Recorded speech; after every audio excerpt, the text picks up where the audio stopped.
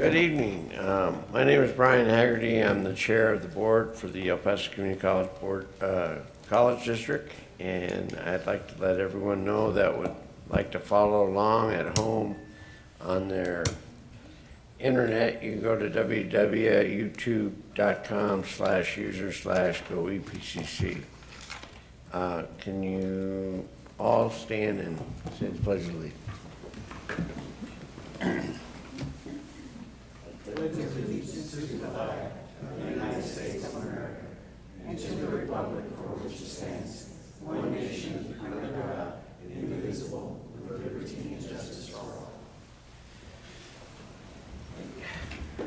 I'd like to welcome everyone to our meeting this evening. Can you call the roll, Bill? Mr. Uxer. Here. Mrs. Robles. Here. Ms. Nájera. Here. Dr. Graham. Here. Mrs. Moy. Here. Mr. Mendez. Here. Mr. Haggerty. Here.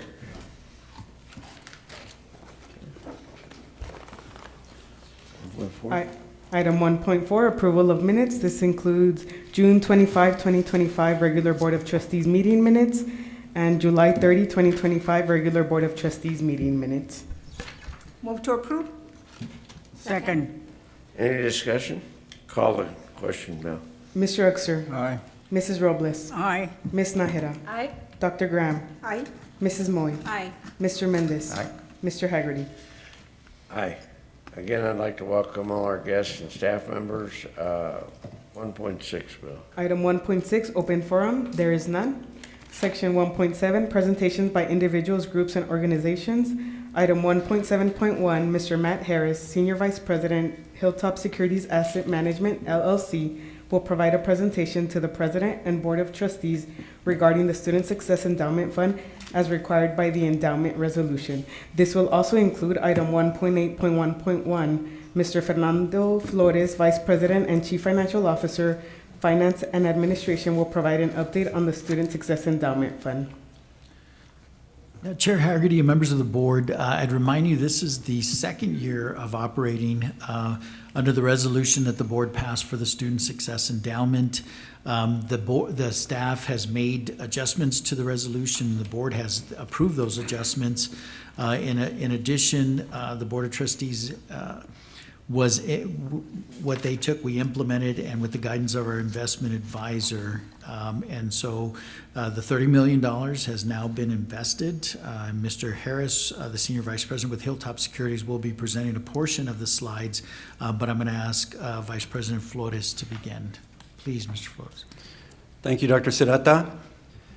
Chair Haggerty, Vice Chair Nájera, Secretary to the Board, Dr. Graham, members of the board, and Dr. Serrata, thank you for the opportunity this afternoon to make this presentation.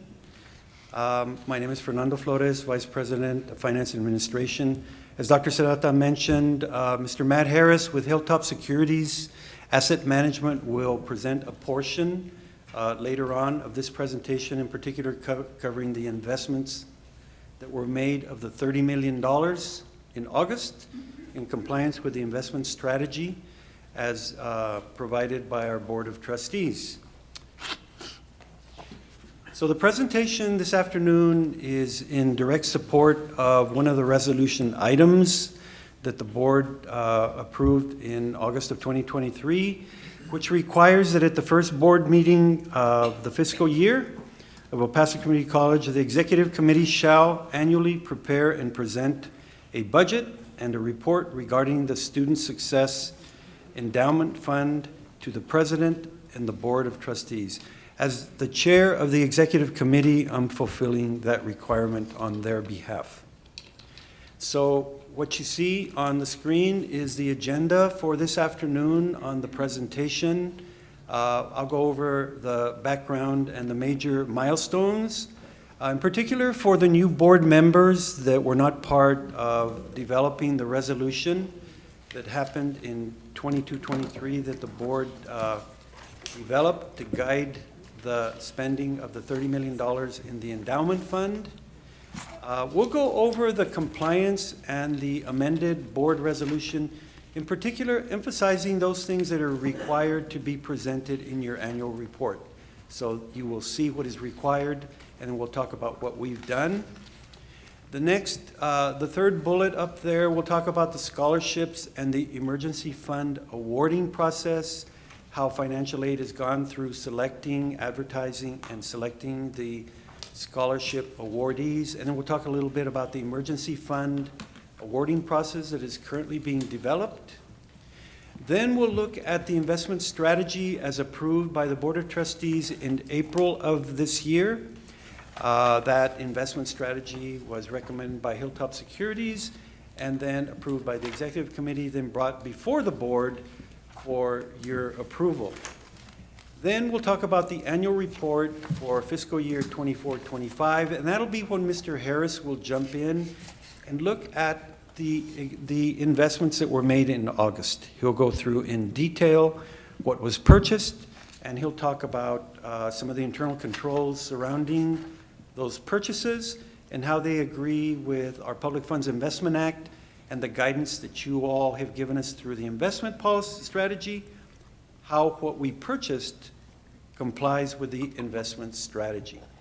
Then we'll look at the proposed budget for fiscal year 25-26.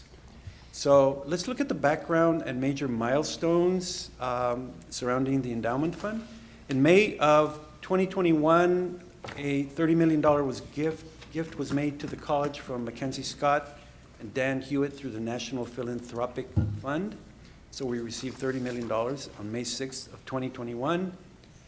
And between that date and the date that the resolution was approved, the corpus plus accrued interest was invested in taxable between May 2021 and August 2023. The college accumulated $1,475,000 in interest from the time we received the money to the time that the resolution was approved. Then on August the 30th, it was a creation of the Student Success Endowment Fund by the Board of Trustees through board resolution. Now the board, as many of you all remember, you all spent a lot of time developing that resolution and resulted in a very clear directive on what we can spend and how we can spend it. So that resolution now is our guiding instrument going forward. And so on July the 24th, approval of Hilltop Securities Asset Management as our investment advisor was approved by the board. So that's to guide us on how we're going to invest this money and produce predictable revenue stream, which will result in scholarship funds available going forward for the next 7 years. So Mr. Harris will review those actual purchases a little bit later on. Also, at that time when Hilltop Securities was approved, we took a good hard look at our investment policy, and we tweaked it a little bit to allow us to do the investment strategy as recommended. One of the things we did for the endowment fund, we pushed it out to 7 years. We allowed investments to go out 7 years, provided that they're safe and within the confines of the Public Funds Investment Act, and more importantly, with our investment policy. So we tweaked it that way, and so we set up the stage for investing going forward. After that, in fall of 2024, the Financial Aid Office was very busy going through announcing the first cohort of eligible students to be approved for scholarships, and they did that, and the scholarship awardees were approved by the Executive Committee. On April 30th, 2025, that's when the investment policy strategy was approved by the Board of Trustees. That's a milestone as well. On May 28th, 2025, we recommended some changes to the resolution that would allow more efficiency and allowed the committee to react to the market. So we changed some wording in there as a result of the endowment audit starting.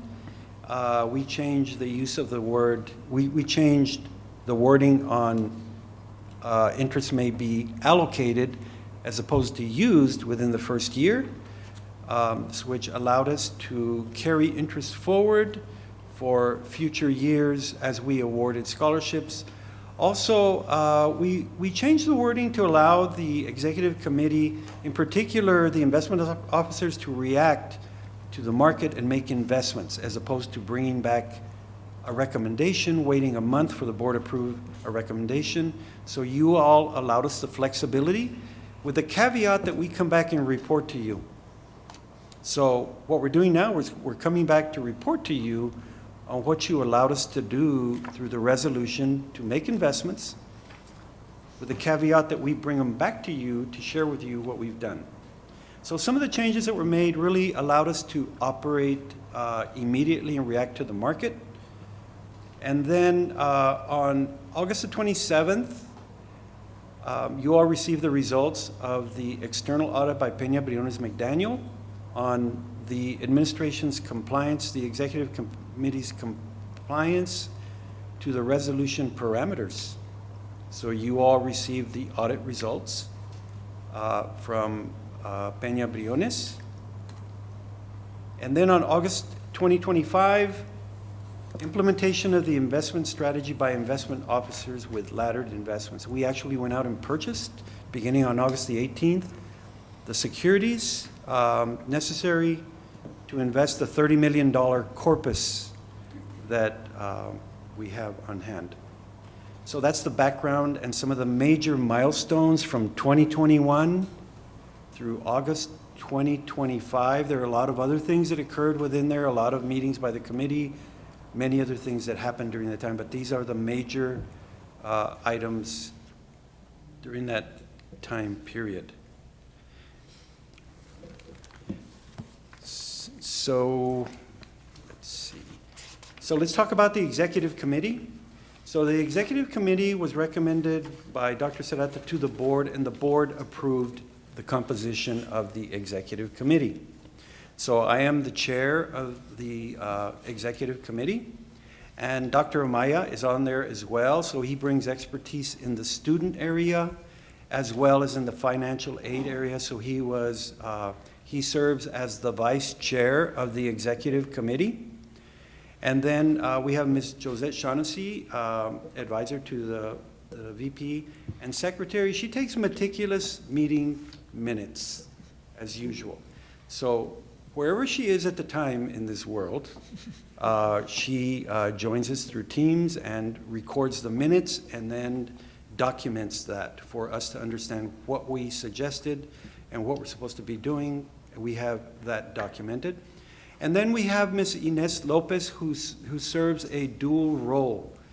In addition to being a member of the executive committee, she is also the chair of the scholarship selection committee. So she serves a very important role to participate in the executive committee and then takes that information back and communicates it to the scholarship selection committee, which we'll go through in just a little bit.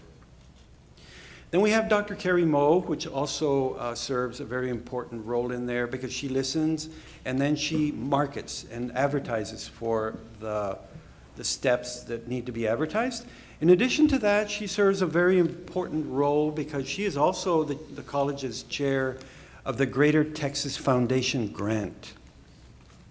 In that role, in the Greater Texas Foundation Grant, one of their major steps is to identify emergency funding criteria, eligibility. So they have been working hard at developing those rules. They have done that, so that serves as we move forward with emergency funding distributions. She brings that criteria to the committee. And Dr. Smith, Dr. Stephen Smith, obviously say no more. He's a great resource for the instructional side.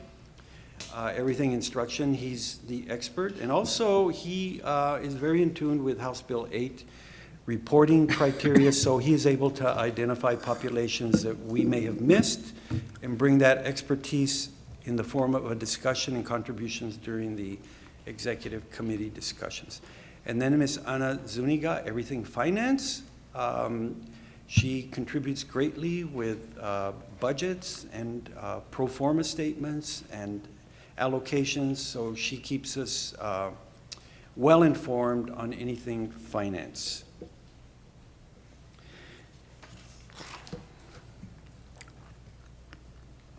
So now let's look at some of the Student Success Endowment Fund Executive Committee meetings that we had. So you can see the committee has been very busy. These are some of the meetings that we had during the year. And so along with Dr. Serrata, who participates in these meetings as well and provides great leadership and ideas. So we, on September 18th, 2024, approved the first cohort of students for scholarships that were brought forward by Ines Lopez from the Student Scholarship Committee. And on December the 6th, we entertained discussions on the process for awarding emergency aid. These were the first discussions on who should receive aid and what is the criteria. So the committee met and deliberated and received a presentation on some things we may want to consider. That's where Dr. Carrie Moe jumped in about the Greater Texas Foundation criteria, and then we had a good discussion. So on January 31st, the committee approved the investment strategy proposed by Hilltop Securities, which ultimately was brought forward to the board for approval. On March 7th, we approved the inclusion of early college high school P-TECH students for scholarship funding. This shows the flexibility that having this pot of money provides. So Dr. Serrata and Dr. Amaya brought forward a proposal that any early college high school students that have accumulated up to 45 semester credit hours after they graduate from high school, that it makes sense to fund them for 15 more hours so they can graduate from the college. That was a great, very, very good idea of how to use the scholarship money, and shows the flexibility of having this pot of money. In addition to the regular awards that are made, this was a great idea. We hope and we think that going forward in the future, any ideas for getting students across the finish line that are brought forward to the committee, it allows us that flexibility. So July 22nd, 2025, there was a discussion about allocating 10% of the emergency funds. Remember that the emergency funds is a 9% allocation of interest. Taking 10% of that 9% and dedicating it to the Tejano Mercado. So that was brought before the committee for consideration, and they thought that was a good idea. A motion was made, and it carried that a 10% allocation of emergency funds will be allocated to the Tejano Mercado. Next, on August the 11th, 2025, we approved the allocation of interest earned prior to the creation of the resolution. That was the $1.475 million that accumulated from May of 2021 through August of 2023 that Rene Peña discussed during his presentation of the audit. There was a motion on the board agenda, and it carried to allocate it according to the allocation that the board had in the resolution. So that was approved. So as you can see, the committee has been very busy along with Dr. Serrata. Some of these decisions, we had to bring in legal counsel for advice on amending the investment policy. So kudos to Scott Hulse, in particular, Mr. Ortega, who was responsive to meeting with us and giving us guidance on the resolution. We very much appreciate that. Very much a team effort. We incorporate Hilltop Securities, our legal counsel, and external audit. So we have outside expertise that is providing us very good guidance to stay within the parameters of our investment policy and the laws on what we can and cannot do.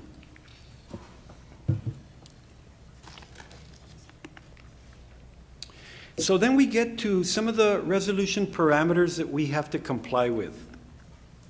So it says the Executive Committee shall have authority to create and direct the investment strategy for the Student Success Endowment Fund with the guidance of investment advisors, which shall be dependent on other invested funds of the, which shall be independent of other invested funds of the college, subject to the approval of the Board of Trustees.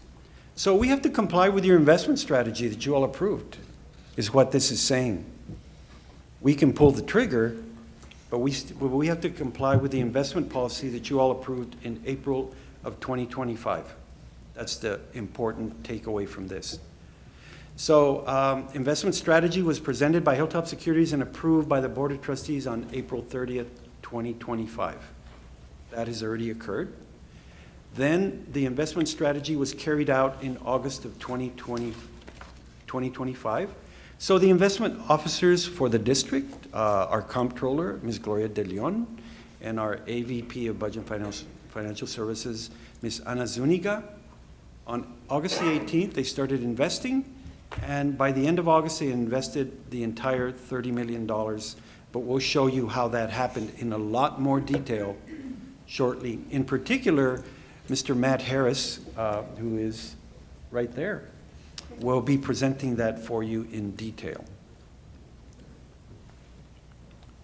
One of the other board resolution parameters speaks to investments. So here, investment officers of El Paso Community College shall be responsible for all financial transactions involving the Student Success Endowment Fund, including but not limited to withdrawals, transfers, investments, commitments, all the transactions in accordance with the investment strategy. That's very important here.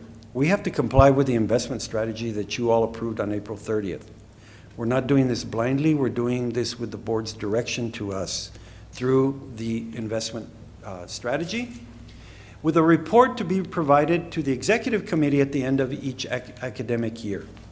So with regards to this parameter, the investment officers have invested the funds and in compliance with the investment strategy presented by Hilltop Securities and approved by the Board of Trustees in April of 2025. We're going to show you that a little bit more detailed in just a little bit. And also to comply with the resolution, a report was provided to the Executive Committee on September 12th, 2025 of all those investments that occurred. So the investment officers complied with the requirement to present to the Executive Committee on September 12th. And so we showed them in very detailed manner what has been purchased and how it complies with the investment strategy and our investment policy as well.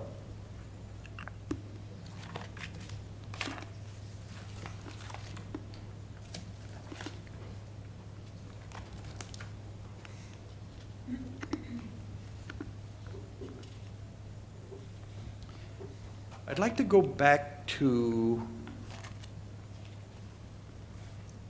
let's see, that's not back. So,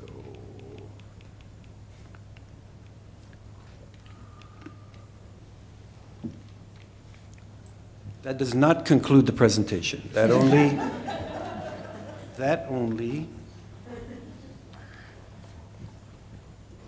so, okay.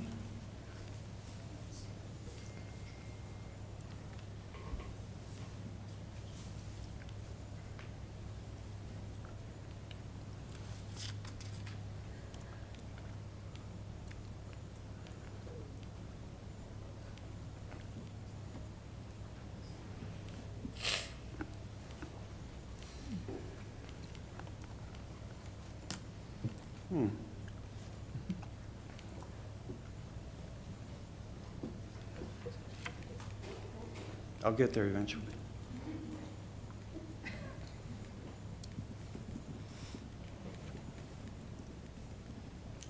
One of the parameters that I want to talk about, one of the main parameters I want to talk about is the board was very insistent on us never spending the corpus. So the board emphasized that we will never touch the corpus. And I want to emphasize that we have not done that. We've complied with the resolution. And this slide here is a very loud message to us, and we're just letting the board know we heard you, and we have not touched the corpus.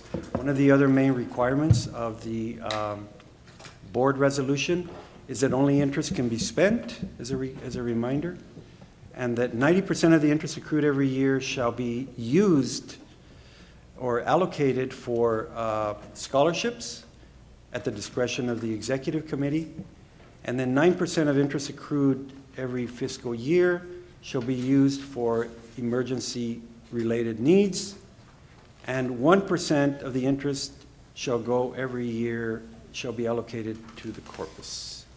So I wanted to come back to this slide. I think I went over it pretty quick, or I went past it actually, which is quick.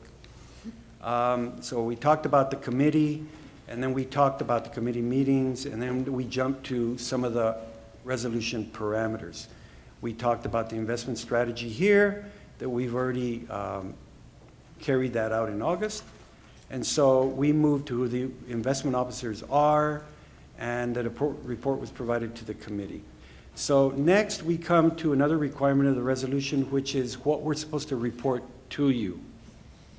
In the resolution, these items are delineated in there. So we're supposed to provide you a listing of the individual securities as of August 31st, talk about additions and changes to the market value during the period, and then the listing of securities by maturity date, the fully accrued interest for the reporting period, and the average weighted yield to maturity of the portfolio as compared to our benchmark. So Mr. Harris is going to cover how we comply with this requirement. I would say on the last bullet here, statement of compliance of EPCC's investment portfolio. When we present to you the August financial statements, we always present a summary of investments. And we have a statement following that listing of investments signed by the investment officers, Ms. De Leon, Ms. Zuniga, and myself, attesting to our compliance with investing. You're not going to see that today, but you'll see it in our August financials when we present those to you after we close our fiscal year, which we're working on right now.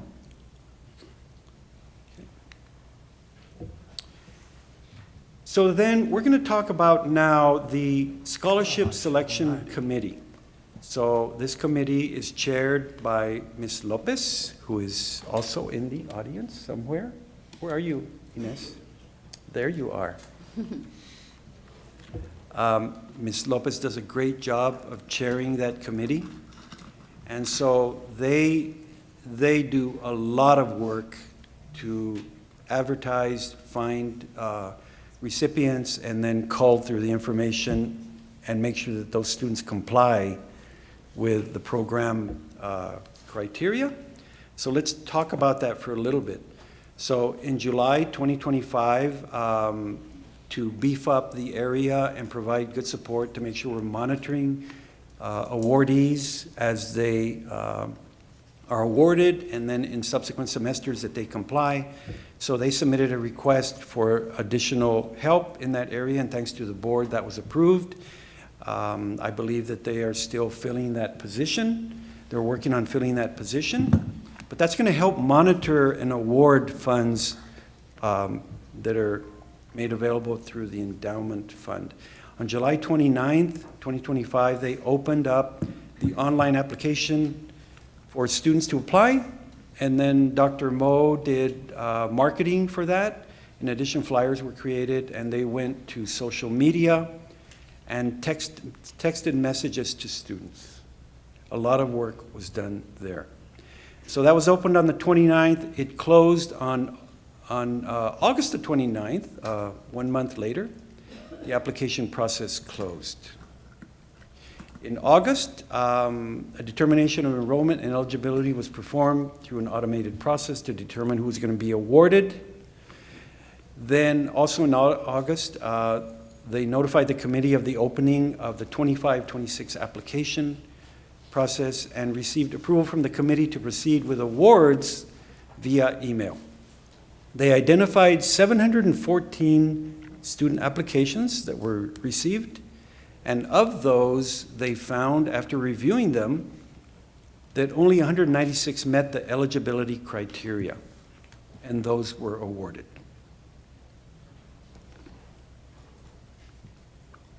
So this is who serves on the Scholarship Selection Committee.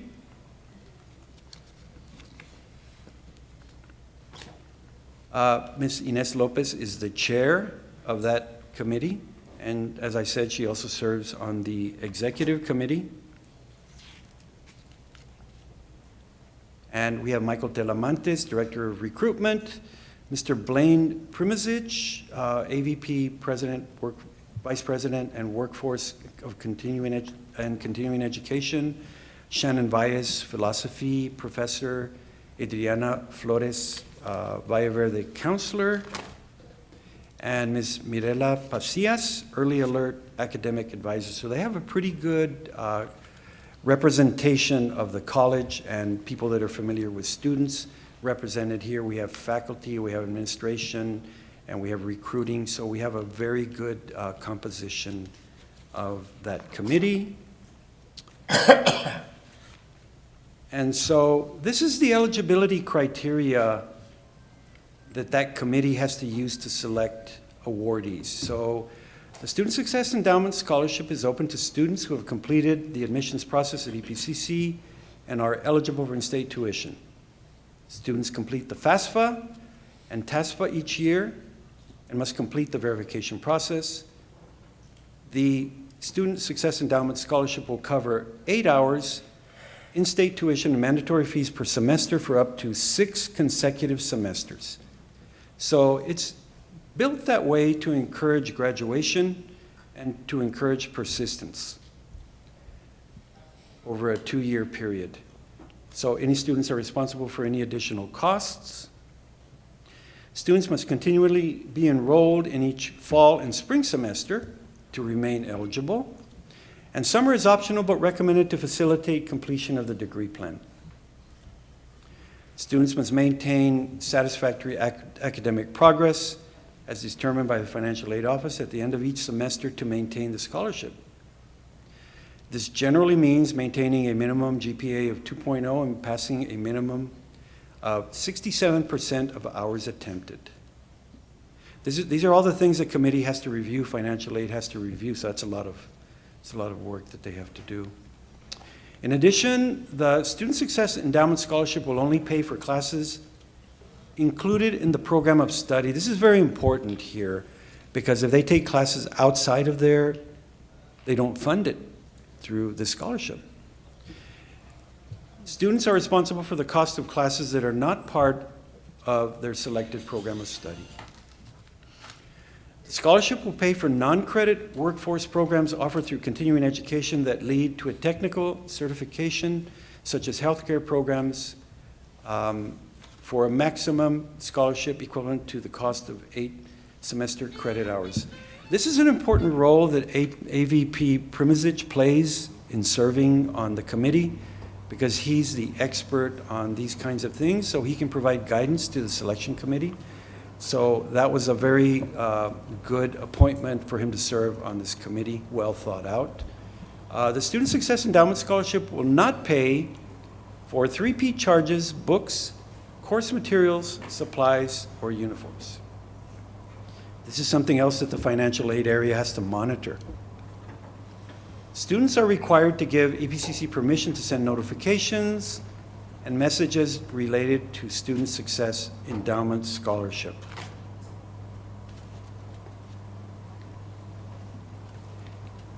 So I wanted to emphasize that this is the eligibility criteria, but not only that, at the end of every semester, financial aid comes back and monitors compliance for this.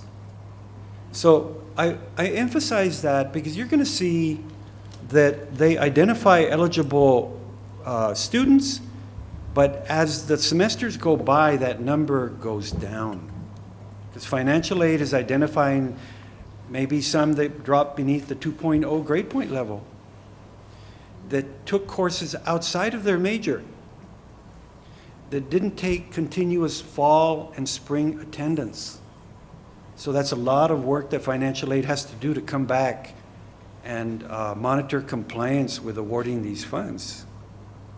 So you're going to see the numbers for the fall 2024 cohort that were awarded, but you're going to see that number start high and go down to 23 students. So I'm getting ahead of your question, why they awarded so many and they came down. So I wanted to emphasize, while we're on this slide, what happens later. what happens later.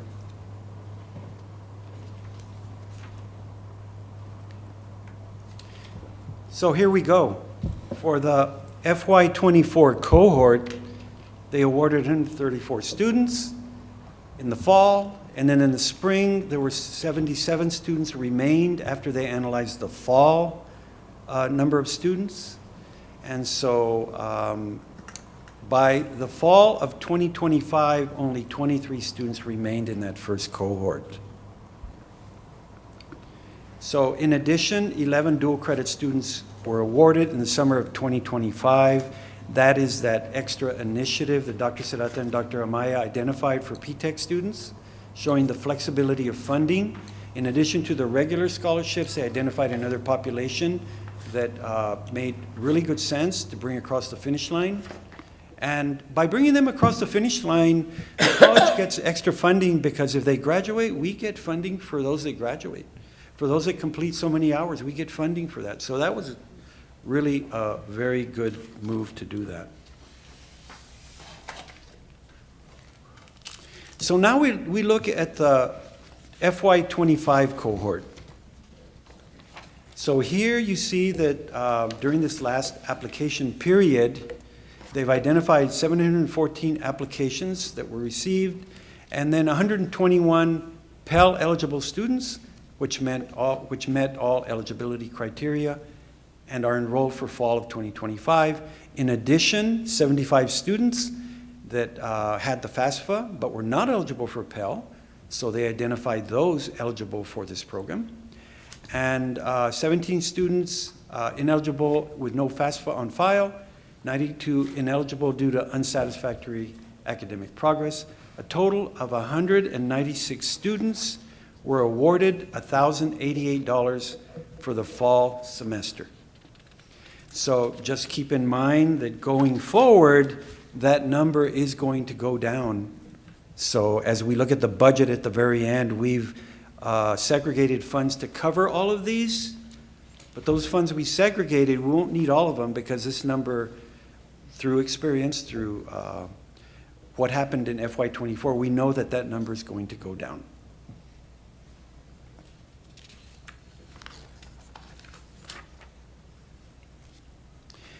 In addition, addressing the emergency funding awarding process that is allowed, that's the 9% that's set aside for emergency fund awarding. The approved by the Executive Committee in January 2025 was for the Director of Student Leadership, Ms. Nadia Rivas, to handle the emergency funding going forward. She presented to the committee, and she identified a good process for her office handling the emergency funding. The Executive Committee discussed what she was proposing and voted to allow the Department of Student Leadership to handle the emergency funding. Also, criteria was developed by the Greater Texas Foundation grant. I talked about that Dr. Carrie Moe is handling that grant, and they have been very active with the Greater Texas Foundation as a state grant that allows addressing emergency funding for students.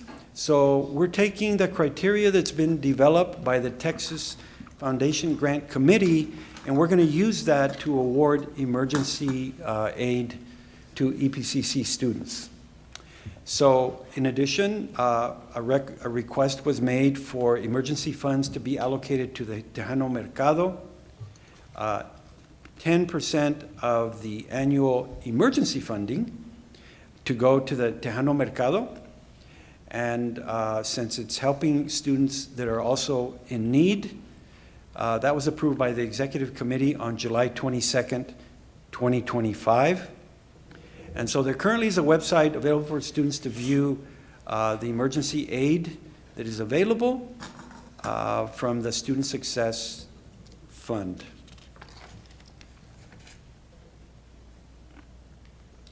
So the criteria for the emergency fund, they must be enrolled in EPCC credit classes, at least 6 credit hours. Emergency assistance should not be used for expected expenses such as tuition or related fees. A student must be 18 years of age or older and have graduated from high school or equivalent. They may be required to provide proof of documentation of the emergency, such as a bill, a photo of emergency expense that they're requesting to be covered. And the students are eligible to request assistance once per semester, not to exceed $500 per calendar year.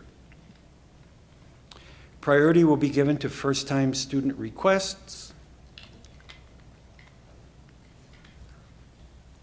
So that is the emergency fund criteria that's been developed.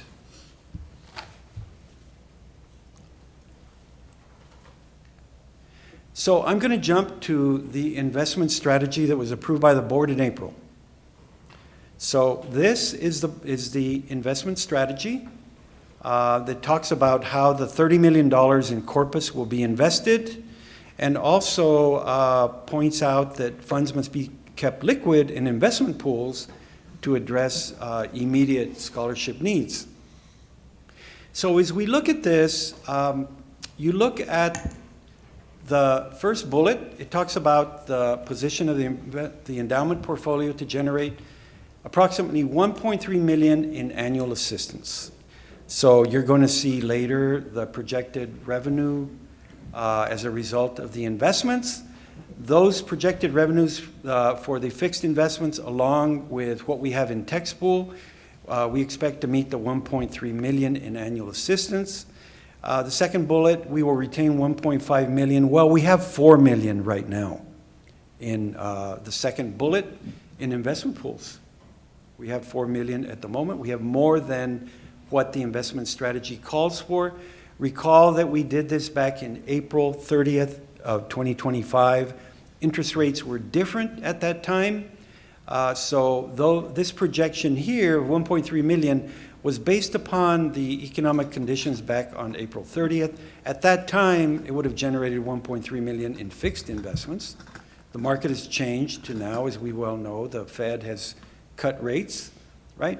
And so the market is always moving. But still, what we've locked in, you're going to see, is going to meet our needs for awarding scholarships. So the third bullet there talks about investments in the 6 to 7 year range to invest $12 million. Next bullet in the 5 to 6 range, $12 million. That's $24 million of the corpus that's going to be pushed out long term. You'll see those investments shortly. In the next bullet, it talks about in the shorter range of 4 to 5 years, term $3 million with blocks of $1 million in maturity in the 4 to 5 year range, and then purchase $3 million in the $1 million range to mature in 3 to 4 years. So when you add the 12, 12, 3, and 3, that's the $30 million of the corpus. So you're going to see shortly how that is reflected in our actual investments. And that part of the presentation on our actual investments will be covered by Matt Harris, Senior Vice President at Hilltop Securities. So let's talk about what's happened this year in terms of interest earned. For the year just ended, we've earned $1,515,764. That is, that along with what we have, cumulative interest, we've earned $4.7 million. That distribution will be allocated 90% to the Student Scholarship Fund. $1.3 million will go to the Student Scholarship Fund. $136,000 or 9% of that interest earning will go to emergency needs, and 1% will be added back to the corpus for growth, $15,158. So when we look at the cumulative amounts, we've earned $4.7 million. And so 4.2 has been dedicated to 90% or 4.2 million for the Student Scholarship Fund, 9% for student emergency needs, cumulative 423,000, and 47,000 has been added back to the corpus for the growth of the corpus to grow to $30,047,000. So that is what has happened so far this year with respect to interest earnings. Are there any questions up to this point of the presentation before I move it to going through the detailed investments that were purchased? Yeah, a couple of things. First of all, you mentioned that you tweaked it, some of the investments to 7 years. Yes, sir. Just in general, do we have a guideline that it has to be at least X number of years, but it can be no more than Y number of years? So you have broad guide rails? Yes, sir. That's a great question. So back when we approved Hilltop Securities, we also looked at our investment policy. And at that time, our investment policy, Mr. Uxer, allowed us to go out 2 years. So given the investment proposal long-term, we changed our investment policy for the endowment fund to allow us to go out to 7 years. So those are the guardrails that we have, allowing the maximum maturities. So when we went to 7, that was the maximum that the Yes, sir. current rules, okay? Yes, sir. allow. Those are the guardrails for the endowment fund Okay. only. Another thing, he mentioned that we'll take some of the money. I don't remember exactly where it came in the deal, but we'll award a scholarship to allow people to complete, and you said like the last 15 hours. Dr. Strada, is that really the last dollar concept? It's a great way to think of it, Mr. Uxer. It's actually not the last dollar. It's really an effort, because many of these students will qualify for aid. It's an effort to retain them, to get them to come to the institution, complete the degree prior to moving on to transfer. And so theoretically, I guess you could think of it as the last dollar, since it's their last 15 hours. Yeah. In the financial aid world, the last dollar would be similar to what institutions do with the Promise Program. That would be considered the last dollar. Okay. And then you mentioned that there's an allocation to the Tejano Mercado, okay? Where's it kept? So that funding will be moved No, to... no. Where is the Mercado kept, the physical location? Oh, I'll let Dr. Amaya address the Tejano Mercados. Okay, when we do that, what I'm really curious about is kept, the last time that I really kept it was primarily at Valle Verde, and all the other 4 campuses really didn't benefit from it. Can you tell me that, in fact, it's functional to an equitable basis for all the campuses? It's not at all campuses, Okay, Mr. Uxer, so but then when we have money allocated to this program, don't you think that would be a good purpose for it? yes, and we put in some requests to expand to other campuses as well. We've also been working with other partners like El Pasoans Fighting Hunger and holding grocery pickups at all the campuses. Yeah, okay, so, okay, I just think that, it's, 8 years ago, I looked at one of the campuses, and their food allocation was a box in one of the secretary's offices, and it seems like to me, if we recognize and we have policies and we have requests and we're gonna, and this is that, and it still hadn't happened, because Valle Verde has it, and we really haven't got around to making it equitable. I don't know, it's gonna be expensive, not only in personnel, but in facilities and everything else. But as long as we have that, we better take care of the people instead of taking care of the facilities and the organization. Sure, of course, we're working towards that. When do you have a timeline for that then? I'd have to get back to you on that, yes. Yeah, But we are okay. working on staffing up those other campuses too. Let's get a program, or somebody says, hey, we can't, and you guys need to do something to help us or something, but let's get it off the ground. Yes, sir. I have a quick question, going back to our Student Success Endowment, if that's okay? Going back to what? To the Student Success Endowment, Yes, sir. do we, and I apologize if I missed it, but do we offer probationary semester funding tied to tutoring or advising? If at the end of the semester, they're at, say, 1.9 GPA, do we say you have one more probationary semester? Is that something that, I do not believe that there is a probationary period for that. I think financial aid administrates very strictly to the rule. So, but if I am incorrect, please clarify my understanding, that we stay very right on what the eligibility requirement is. That's correct. We stick to students who are in satisfactory academic progress. So they are eligible for aid. So part of that is for them to be in good academic standing, good financial standing, able to move forward. and do they have an appeals process, say, for some sort of emergency, family crisis, Oh, illness? yes. Okay. We have an appeals process for the financial aid process. We don't have an appeals process for the scholarship. Not specifically for the scholarship? Correct. Okay, But so we- if but they don't they meet do- the criteria, then by the end of the semester, or next semester, they don't? That's right, they wouldn't qualify the following semester.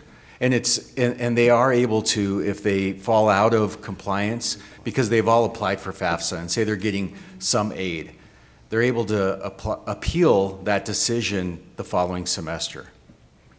Gotcha. And we're clearly communicating upfront that keeping the scholarship requires ongoing compliance. We obviously do a good job at communicating and marketing the scholarship with 714 applicants. But are we doing how are we communicating that? Yes, ma'am, we share the requirements for remaining in compliance with the scholarship with all the awardees. Thank you. You're welcome.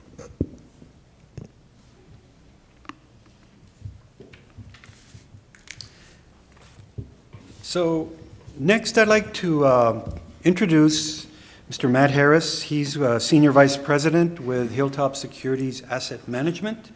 And so he's going to be covering the next 4 slides on the actual investments that have been made.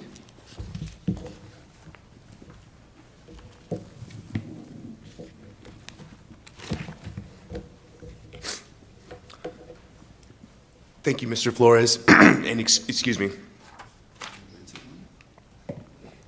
Again, thank you, Mr. Flores, and good evening to the board. It is a pleasure to be here this evening, and excited to present the investment activity we've done recently for the community college. First off, I'd like to just provide a quick introduction to our organization. I'm Matt Harris with Hilltop Securities, specifically Hilltop Securities Asset Management. Our group provides a turnkey solution for providing fixed income investments for public entities. Our team is based out of Austin. We have a team of traders and reporting staff, and myself, Scott McIntyre, and Greg Warner are the senior portfolio advisors.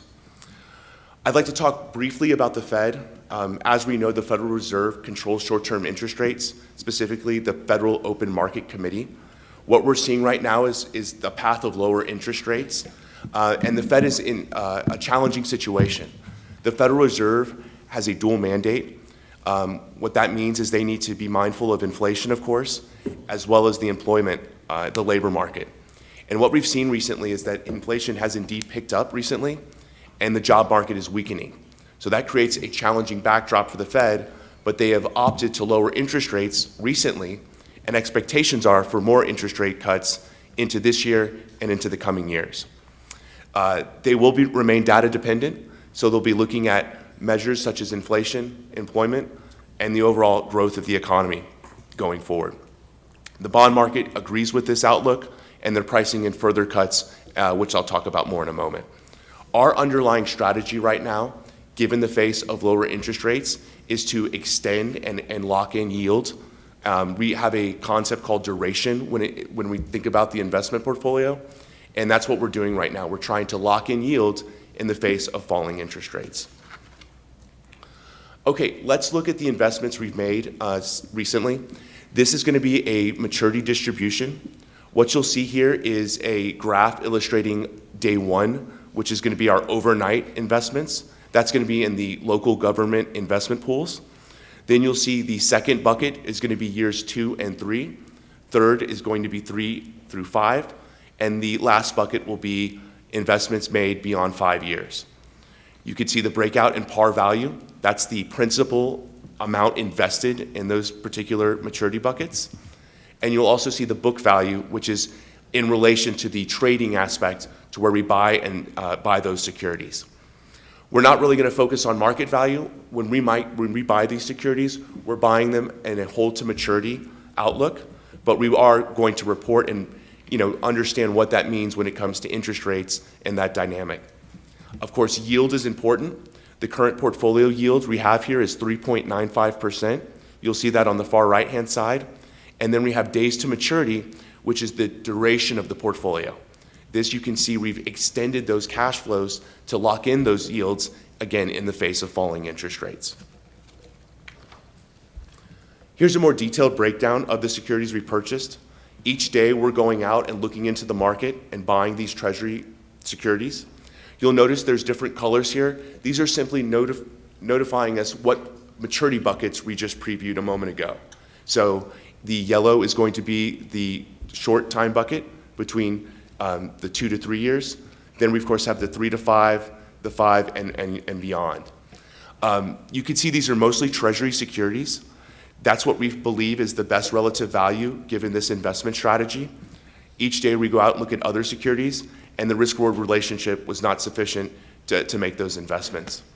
I am also happy to report, if we were to build a portfolio such as this today, interest rates have fallen approximately 10 to 15 basis points since we've made those transactions. For example, I made a note here, the 2-year treasury yield is currently 3.6%, and the 5-year is 3.72, and you can see most of those investments are above those levels according to the proper maturity. This is going to be a breakdown of the income projected of those treasury securities as well as the investment pools. You can see as you go out through each fiscal year, that number remains the same for the first few years, and then it does begin to decline. But we are making a considerable assumption here that we're not reinvesting those maturities that start to come in 2028 and beyond. So there's a lot of uncertainty out there as far as cash flow projections with interest rates, but for now we can expect to receive this over the coming years as we've locked in that security, those interest rates on the securities. Finally here, I'd like to talk a little bit about some internal controls we provide for the community college. Whenever we buy securities, we enact a process called delivery versus payment. DVP essentially tells us that we will never take on a security, purchase a security without receiving it simultaneously. When you buy and sell securities, this is the most common way to do that. We also have a safekeeping agreement that is done through Wells Fargo. The securities are in custody of EPCC, not anyone else, and so that's important from an internal control standpoint. From a trading aspect, we're in the market every day. We go in and look at our Bloombergs and look at markets, and if there's any fluctuation or significant changes to the market, we're working with Mr. Flores and his team to make sure he's aware of those changes. My colleague, Andrea Cash, is your assigned trader. When she goes out to purchase these securities, we go out to our approved broker-dealers and only purchase through those entities. We also acquire 3 quotes given any security we purchase during that time.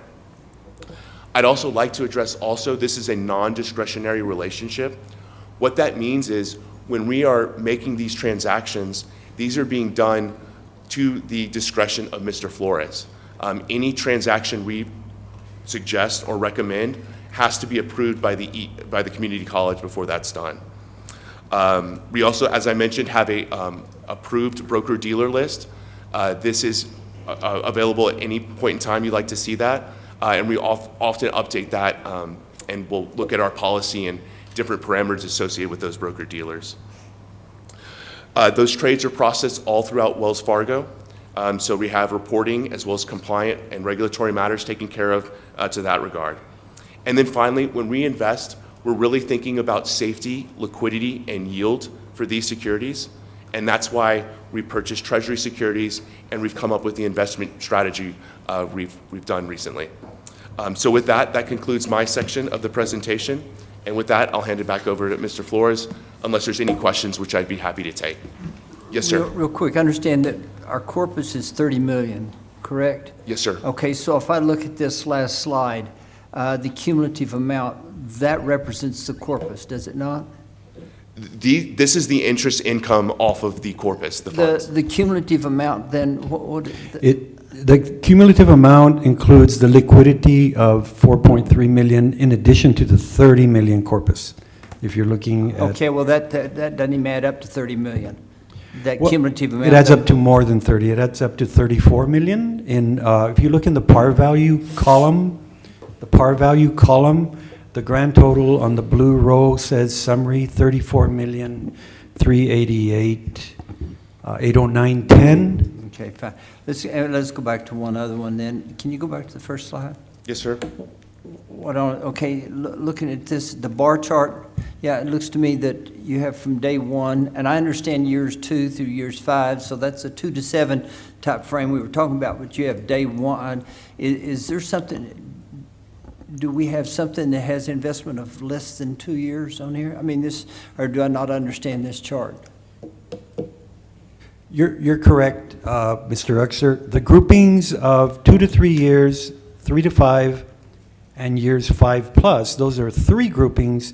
The investment They fall strategy within the 2 to presented to 7, you had yeah. 4 groupings, and that might be the disconnect. Well, I don't understand what day one means then. Day one is the liquidity.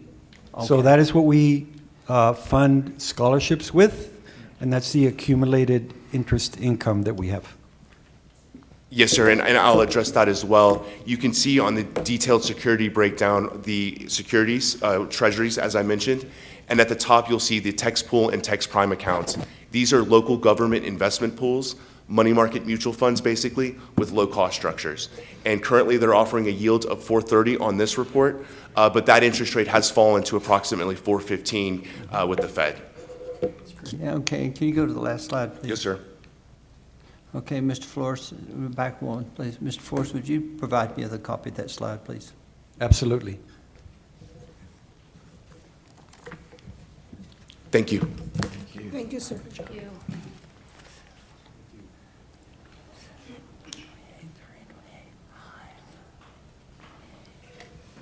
So I only have one question for Mr. Harris. Can you keep rates above 4% going forward?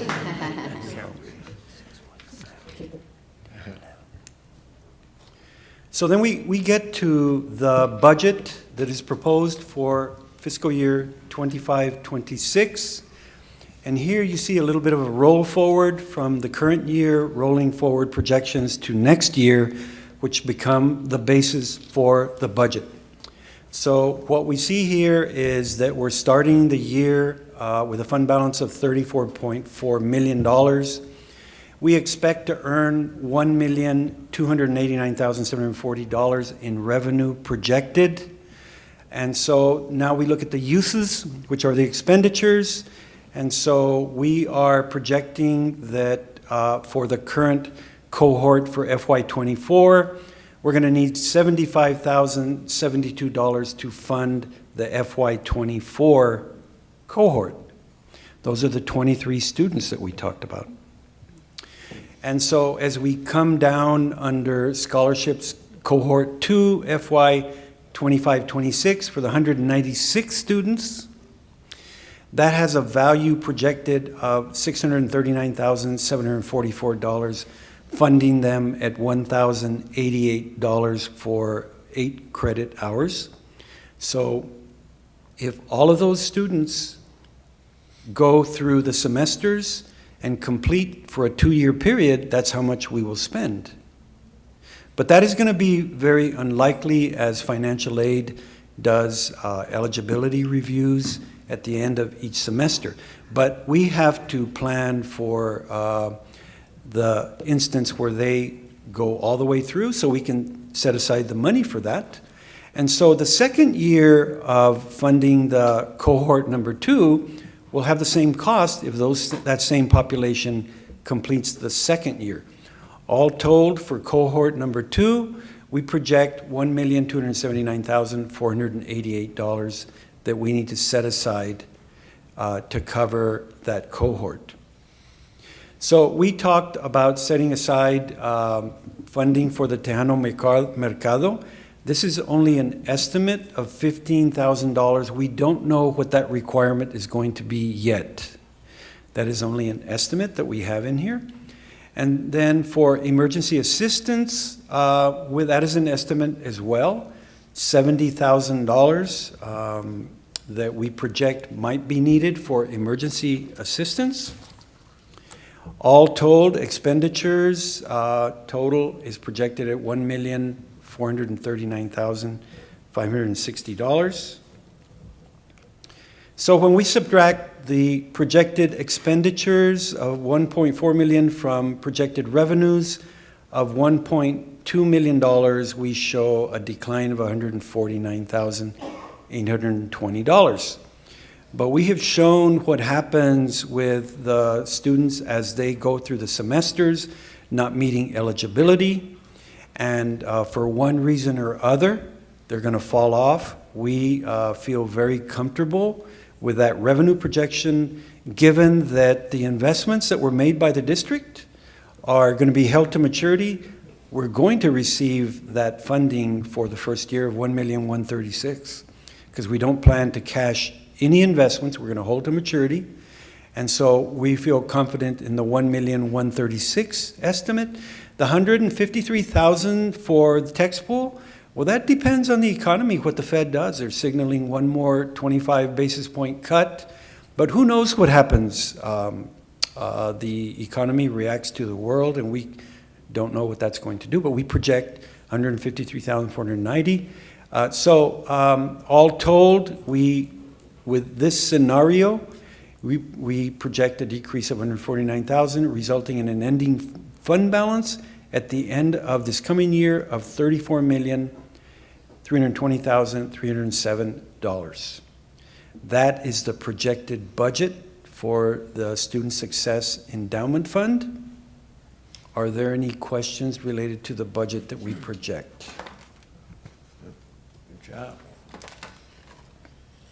I don't have any questions related to the budget. My only question is, do we have any requirement to report to the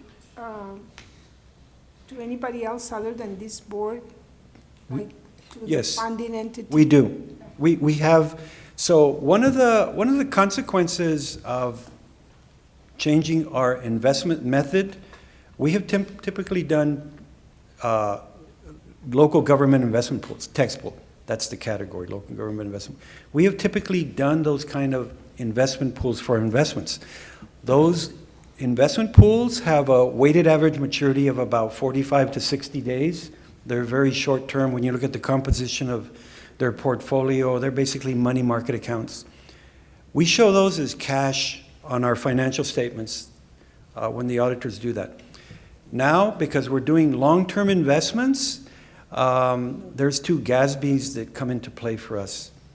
Those GASBs require us to book long-term gains and short-term and long-term gains or long-term losses. Recall that on the report that Mr. Harris showed you, there was a column on market value.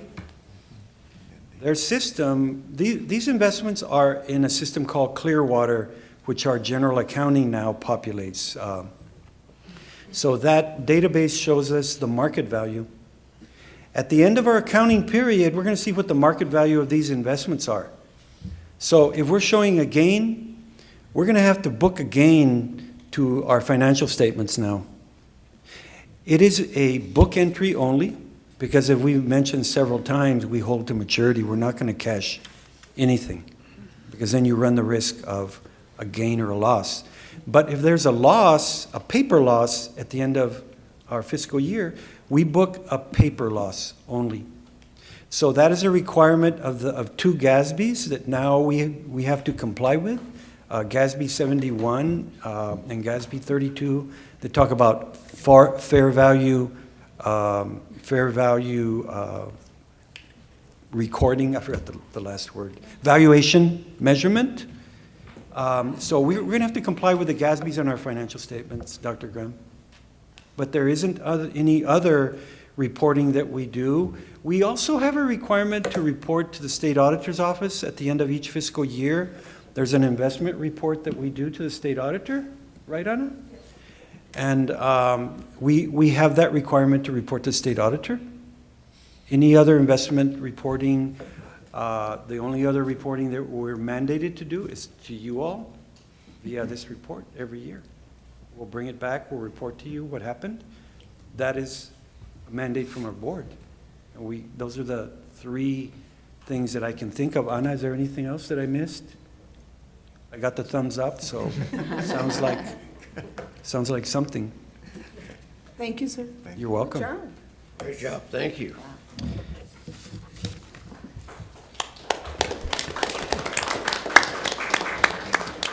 So, we're almost done.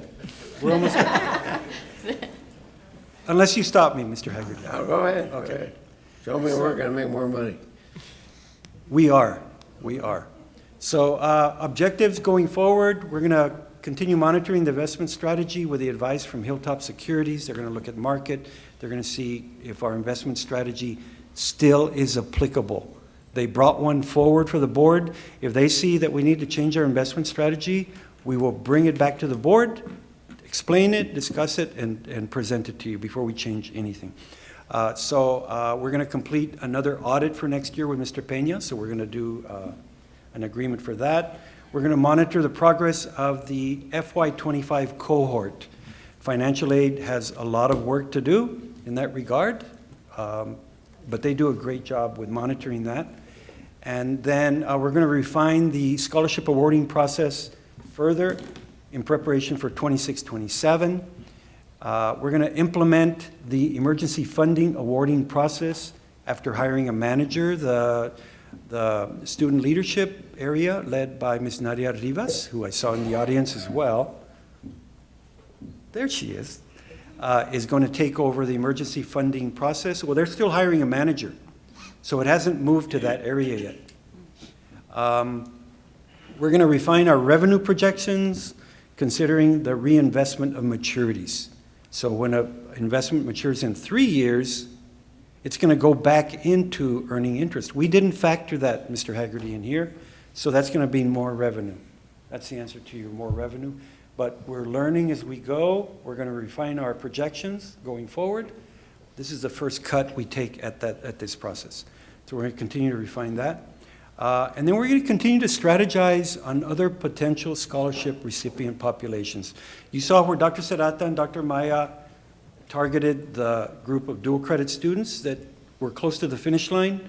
They came back to the committee, identified that population. We talked about it's a great effort. So we're going to see if there's any potential other recipient populations that this funding can address. This is a great opportunity and great flexibility for the college.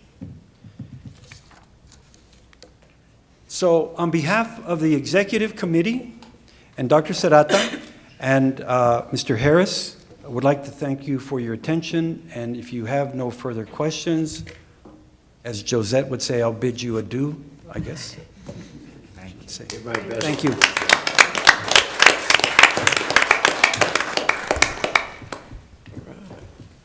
Item 1.7.2, optional presentations will be made by the presidents of the Classified Staff Association, the Professional Staff Association, the Faculty Association, and the Student Government Association.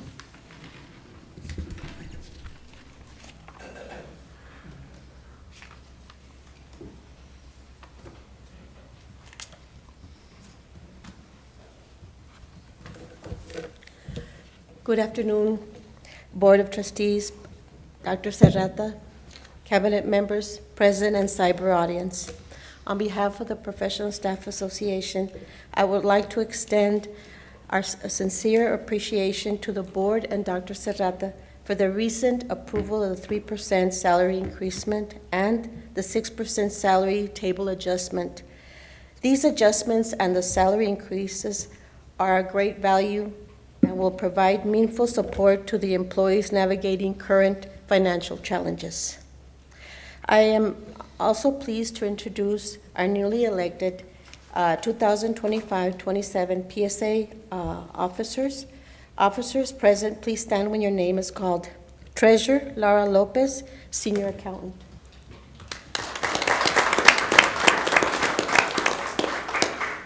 PSA President myself, Grace Arives, Academic Advisor.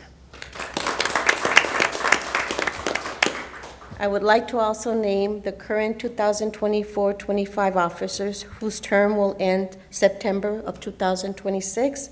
VP President Marta Arvicio, Assistant Director Enrollment Management. Secretary Teresa Reyes Fernandez, Research Associate. Okay.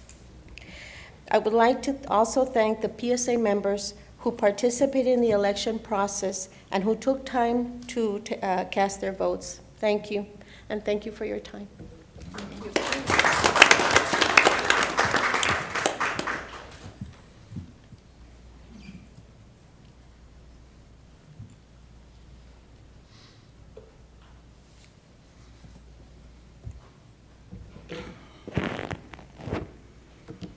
Good evening, Chair Haggerty, members of the board, President Serrata, staff, and guests. My name is Laura Gaither, and I'm president of the Classified Staff Association.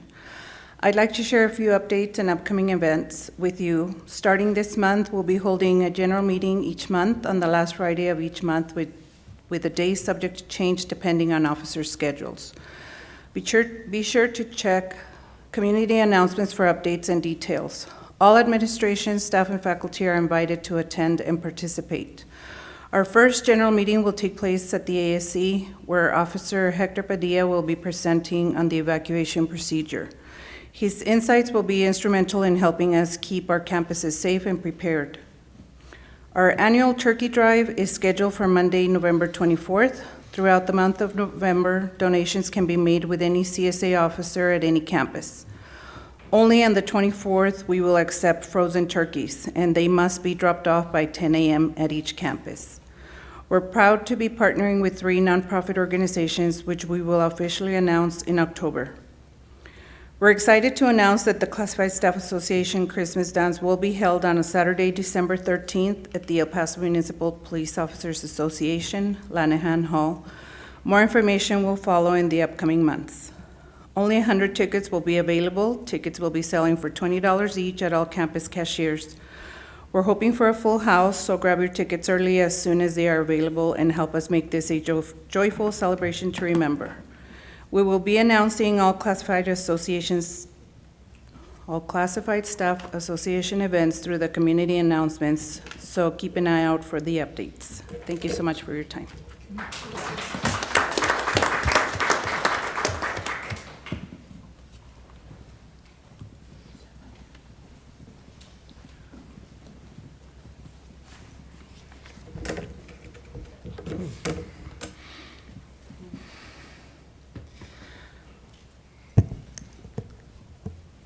Good evening, Board of Trustees. My name is Luis Gonzalez, and I'm honored to be here today as the Vice President of the Student Government Association. I would like to share some initiatives that I've been working on this month to support and uplift our student community. On September 9, SGA was invited by Dr. Huerta to participate in the EPCC Campus Improvement Committee. This gave us the opportunity to highlight the departments and resources that have helped students succeed. We proposed improvements such as clearer signage at the Valle Verde campus and better customer service across student-facing offices. Moving on September 15th, we held our first official fall meeting, where we continue planning our annual event, Fall Fest. This year's celebration will feature live music, games, a costume contest, and active participation from our student clubs. It will take place on October 30th, 2025 at Americana Village, located in our Valle Verde campus, and we welcome everyone to join us. Earlier today, we also held our first organization council meeting, and it was inspiring to see our campus clubs launch into the fall semester with such energy and enthusiasm. These organizations truly represent the heartbeat of our student community. We currently have registered 33 clubs, each bringing something unique to campus life. A big shout out to every club for your dedication, creativity, and commitment. You bring life to our campus, and your efforts do not go unnoticed. Thank you for all that you do. We also responded to a practical need voiced by many students by replacing and adding new microwaves at Valle Verde campus, Northwest, Rio Grande, and Mission Del Paso. To support this initiative, SGA allocated $500 to ensure more microwaves could be added where needed. This wouldn't have been possible without the support of Dr. Lidia Tena, Teresa Delgado, Noemi Beltran, Gladys Camacho, Mariano Olivas, Viviana Sanchez, and obviously our amazing advisors. We're incredibly grateful for their help. Thank you for your time and for your continued support of student leadership. We look forward to continue to work with other departments to build a stronger and enhanced campus together. Thank you.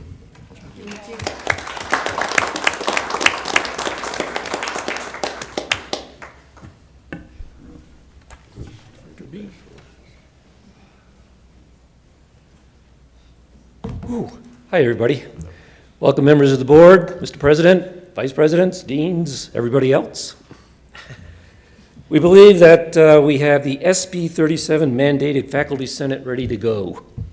Elections for division senators were held during Faculty Development Week. The names were sent to President Serrata, who then, as per the bill, chose one division senator to be the presidential appointed senator, and the second senator to be the faculty elected senator. The first meeting of the Senate will be Monday, October 13, 3:30 p.m. in ASC Building B, room B336. As per the law, it will be broadcast as to be available to everyone in the entire world. So if any of you happen to be vacationing in, Kathmandu, you can tune in to an undoubtedly scintillating Faculty Senate meeting. Thank you.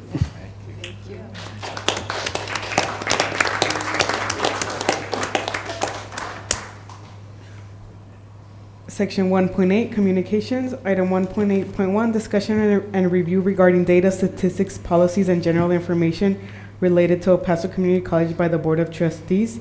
Item 1.8.1.1 was discussed with item 1.7.1. Section 1.9, Board of Trustees Business. Items 1.9.1 through 1.9.4 will be discussed after executive session. Section 1.10, Board Reports. Item 1.10.1, Treasurer's Report. There is none. Item 1.10.2, President's Report. Item 1.10.2.1, Dr. William Serrata, College President, will update the Board of Trustees and audience on recent events that have transpired at El Paso Community College.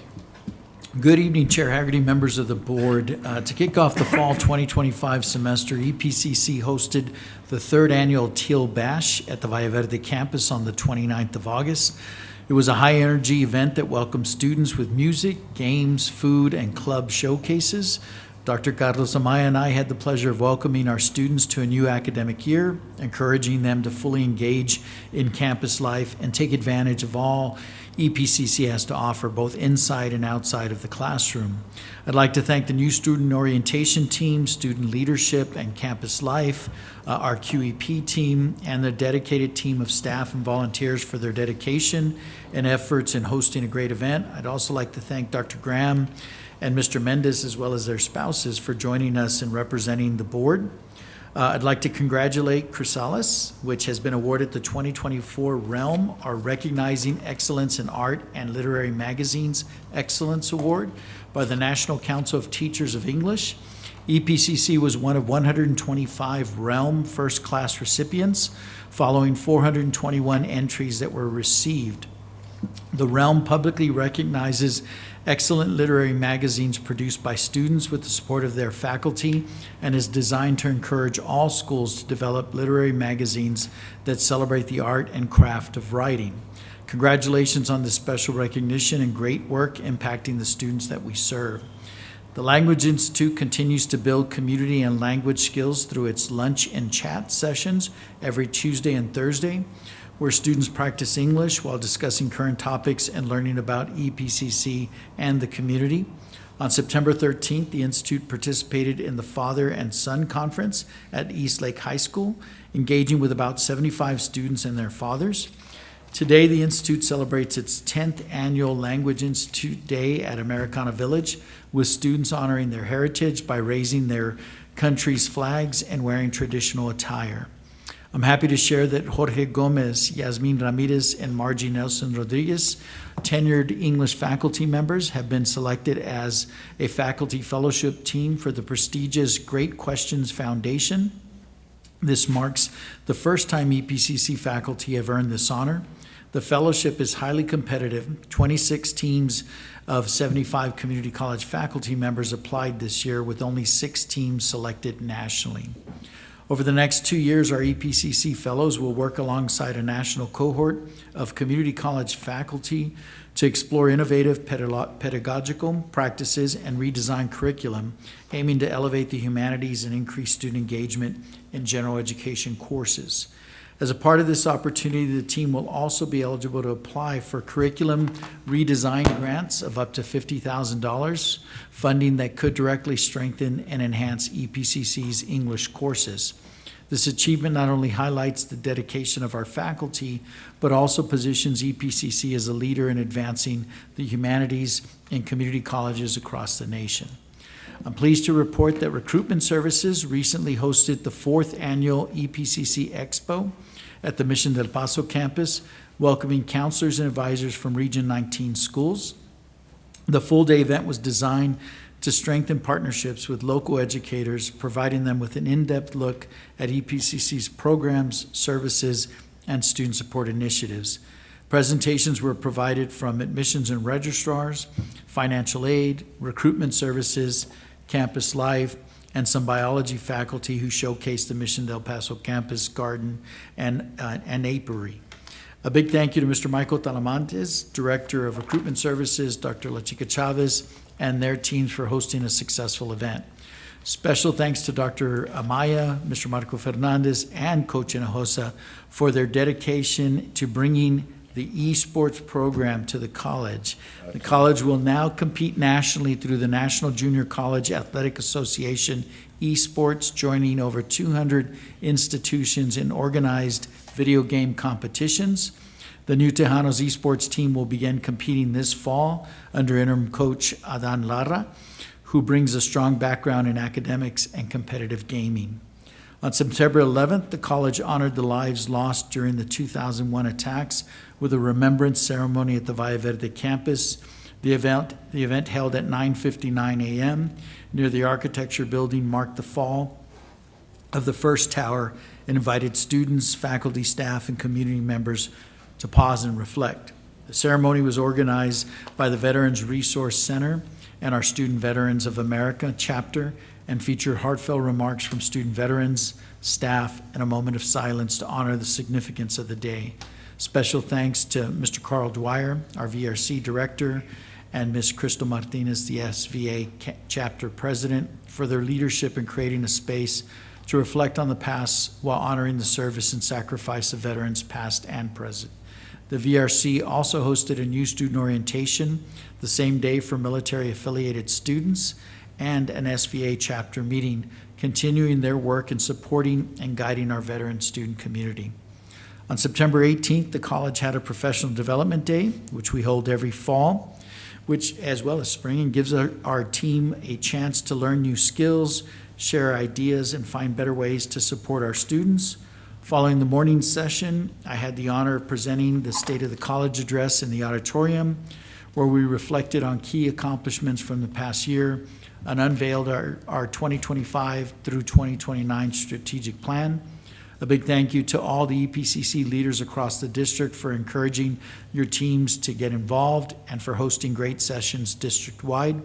Their dedication to helping our staff grow makes a difference for our students and the college. I would also like to thank EPCC TV, Media Services, and Audio and Visual for ensuring that the address was streamed district-wide as well as online. Chair Haggerty, that concludes my report. I'm happy to respond to any questions that the board may have. Anybody have any questions for Dr. Serrano? Thank you, Dr. Serrano. Thanks, Judge. For the update. Item 1.11, consent docket, there is none. Section 2, administration. Item 2.1, CAM TASB policy for second reading and approval. Move to approve? Second. Any discussion? Call a question? Mr. Uxer, Aye. Mrs. Robles, Aye. Ms. Nájera, Aye. Dr. Graham, Aye. Mrs. Moy, Aye. Mr. Mendez, Aye. Mr. Haggerty. Aye. Section 3, Personnel. Item 3.1, Information Items, Institutionally, externally funded full-time staff and faculty appointments, extensions, resignations, and retirements. No action is required. Item 3.2, Faculty appointments and faculty extensions. Motion on 3.2. No, I don't think you need a note. It says action. item. It's an action item. Oh, move to approve. Gotta have a motion. Do I have a second? Second. Any discussion? Call the question. Mr. Uxer, Aye. Mrs. Robles, Aye. Ms. Nájera, Aye. Dr. Graham, Aye. Mrs. Moy, Aye. Mr. Mendez, Aye. Mr. Haggerty. Aye. Section 4, Financial Services, there is none. Section 5, Physical Facilities, there is none. Section 6, Curriculum and Instruction. Item 6.1, Discussion and Action on the Acceptance of the Computational Genomics and Cloud Computing Grant from the National Institute of Health National Cancer Institute in the amount of $484,764. Move to approve 6.1, 6.2, 6.3, and 6.4. Second. Item 6.2, Discussion and Action on the Acceptance of a Grant from the Texas Workforce Commission, TWC, for dual credit healthcare in the amount of $224,554. Item 6.3, Discussion and Action on the Acceptance of a Grant from the Texas Workforce Commission, TWC, Apprenticeship Training Program in the amount of $179,222. Item 6.4, Discussion and Action on the Acceptance of a Grant from the Texas Higher Education Coordinating Board in the amount of $43,104. Point all these good people out to us, Dr. Smith, who got us all this money. Yes, thank you. I don't know if you want to vote first. Yeah, I think it's a I don't given. think we're it's a gonna turn it given. down. First of all, thanks for the opportunity. Unfortunately, some of the players here who will likely sound very familiar to you because they've brought grants before were not able to be here tonight. But first, for the National Institute of Health grants, of course, you have heard of Dr. Alvarez and the great work that she's done over the many, many years. One of her colleagues, Yamara Chianelli, was unable to be here, but Dean Richard Webb is here, and so maybe recognize his efforts there, as well as, of course, the grants office through Bob Elliott. So thank you, Dean Webb, for that. You'll notice kind of a trend. There's a number of health occupations grants here. Many of our grant activities these days are focused on high-demand occupations, including nursing and healthcare. So, of course, Dr. Soraya Hajjar has worked with the Workforce Commission to create opportunities for healthcare in her field. She's in the back there. And I'll skip one, but Dr. Hafid Guerrero, our nursing dean, also created a grant or received a grant to allow our students who complete our nursing program to sit for the NCLEX. So you may or may not know that the NCLEX exam is one of the more costly exams that students have to sit for, and so that grant will help pay for those students to take the NCLEX. The apprenticeship grant is a standard grant we get every year. I think Mr. Jose Casa Lopez is in the back. Mr. Blaine Permazic is traveling. But this, of course, is an incredibly important opportunity. All the data suggests that students who participate in the apprenticeship programs succeed at higher rates. So thank you for the opportunity, Judge. Thank you, and thank you, and give our best to the staff to keep up the good work. If we could just show them our appreciation.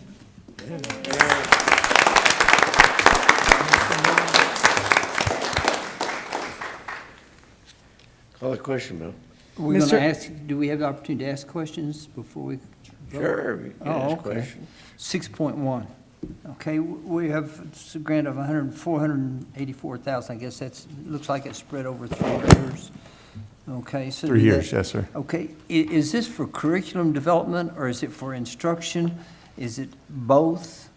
It's actually both. So it focuses on the creation of training, but it also trains faculty. I'll also point out that this is an exciting opportunity for interdepartmental cooperation, cloud computing, and biosciences.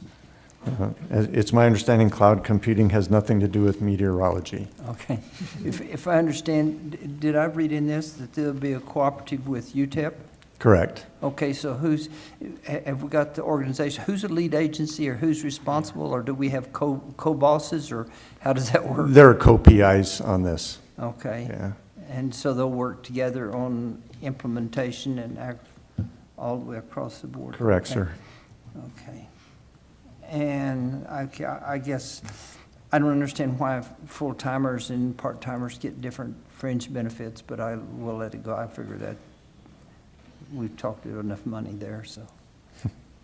Okay. Any other questions? As long as we grouped all of them, yeah, I have a question on 6.3. Okay. Okay, so we talk about this acceptance of grants work for commission on apprentice and traineeship programs, okay? When we go that, but I see, they're talking about 11 different programs and all this sort of thing, but I see it talks about only one organization, Southwest Line Constructors. Okay, now talk about a lot of things we do, electricians and painters and plumbers and everything, but what does Southwest Line Constructors do? So let me first say that I will have to pull up Mr. Jose Casa Lopez, who probably has a little bit better information. But the reason that one is singled out is obviously because the dollar amount exceeds $50,000. Okay. So that's why it's listed separately. But I'll invite Mr. Casa Lopez up to share what that particular company does. While he's coming, let me ask this. Something else. We're just singled out because the volume, not because they're the only person involved in this. Oh, absolutely. Yeah, Oh, okay. there are 11 companies. This is the only one that's going to Okay, receive so, more than and just 50. singled out because of the dollar amount. Correct. Number one. Number two, I don't understand, will be funded at $3.18 per contact hour. I don't know how the contact hour, but we've gone over quite a bit about minimum wage and everything else, and I don't know where this fits into it, but $3.18 is a lot less than anything else we've been talking about. Where does this? Yeah, this is a great question. These are not pay rates that people are receiving funding. A contact hour is how many minutes or hours a student is sitting in the particular training. So for every hour that a student is sitting in training, for the first part of that, we receive the $3.18. EPCC receives that? Correct. Okay, so this is not a wage? Absolutely. Oh, okay. So now let's go back to, I'll be glad to entertain Mr. What was that?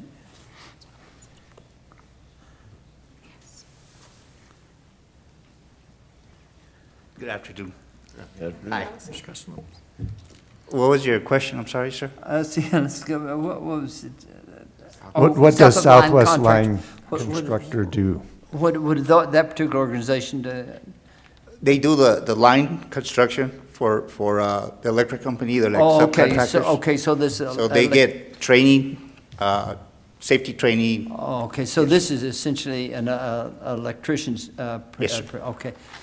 That's all I want to know is the Southwest Line, and I don't know what that means. But before you go, I'd like to say this, just in general, okay, this is essentially an and Dr. Soto, I made it through college because I had an internship and because I had debt.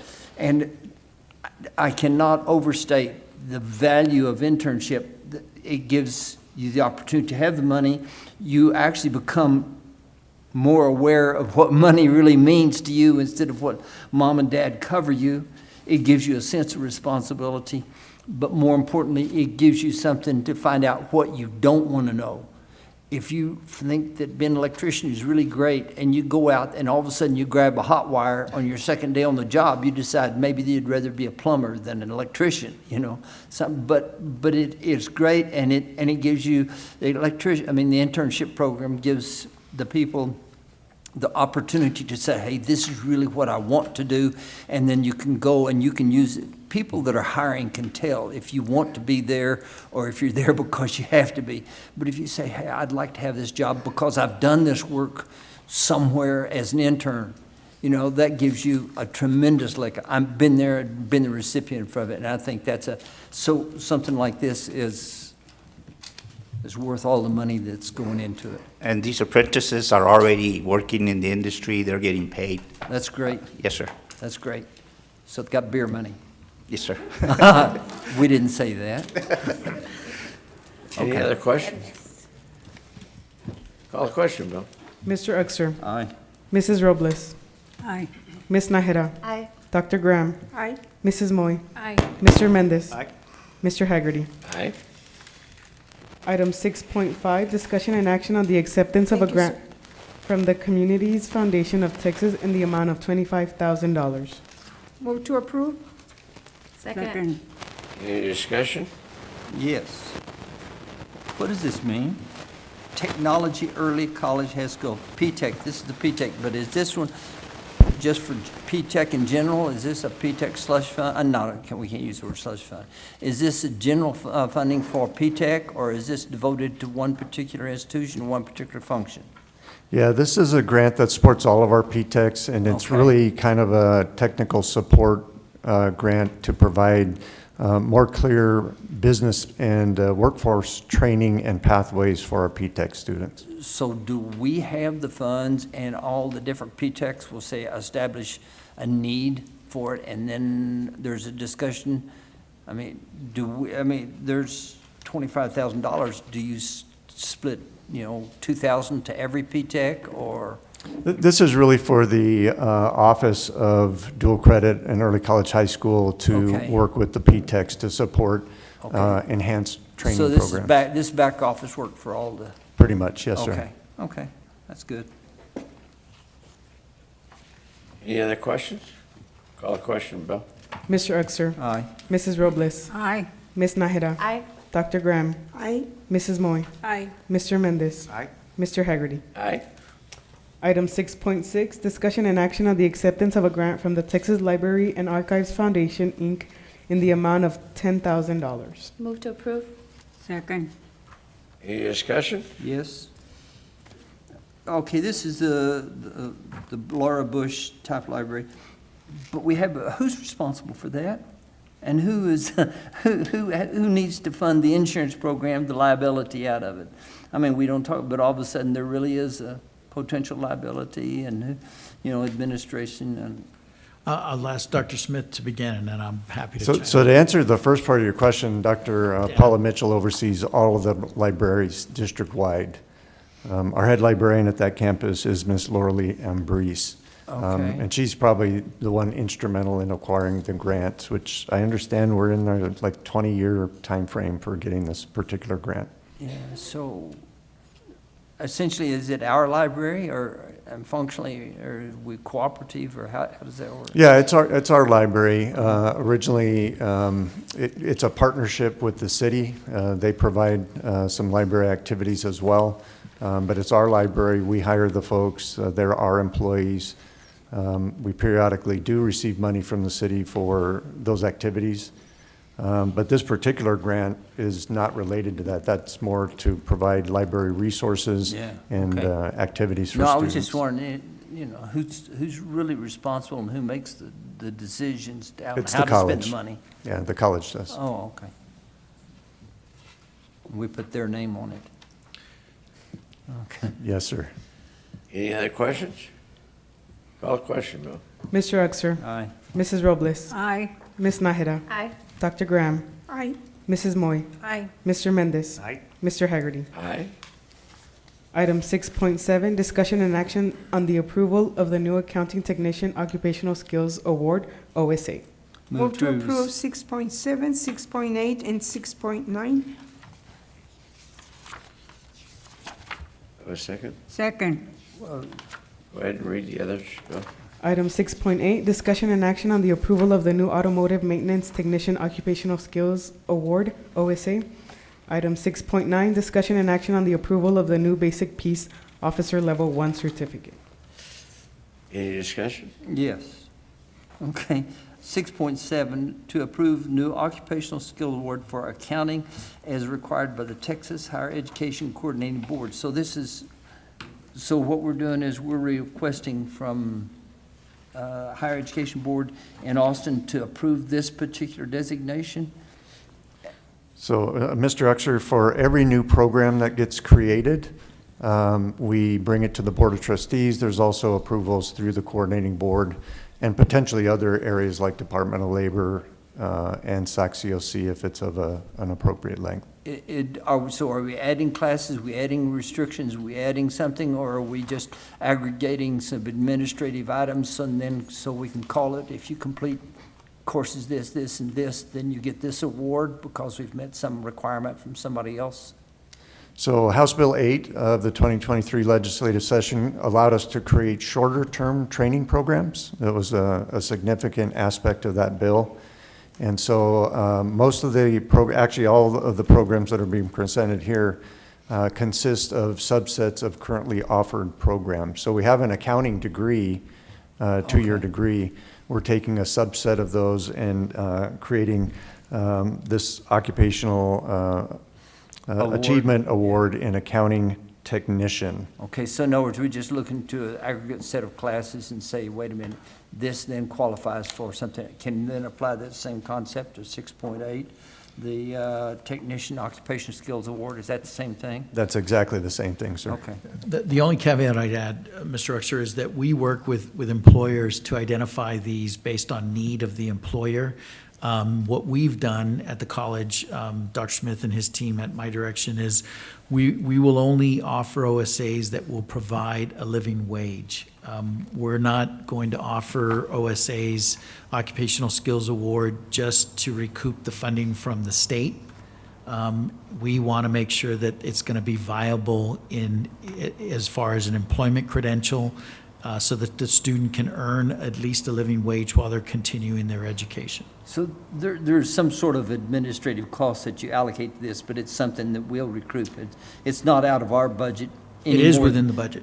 Yeah, I mean, out of any more than what we already have. Correct. Okay, okay. Oh, and then 6.9, you read that? And once we get these new officer basic piece, officers level 1, what we're going to do, train them and then they're going to leave? I know We the already, chief is not here. Yeah, it's always a challenge, right? If we train people up and they move out of the region. We're already offering this program, Mr. Uxer. What we're doing is converting it from a CE program to a credit program. That's good for a number of reasons, including making sure that the students will be able to apply for Pell and other aid as well. Well, just out of curiosity, what's our retention and need in the officer area? Well, we just had our 100th graduating class, so it's pretty high. I'd have to get you direct numbers, but they're very, very successful in getting the majority of the students through effectively. Yeah, this is through our law enforcement academy, so separate and apart from our police department. Okay, but our police department, do they get first call? They have an opportunity to hire these individuals. Do we have a shortage on our? We actually have addressed that. Dr. Maya and his team, working with Ms. Field and Human Resources, as well as Mr. Flores, have addressed our police department shortages.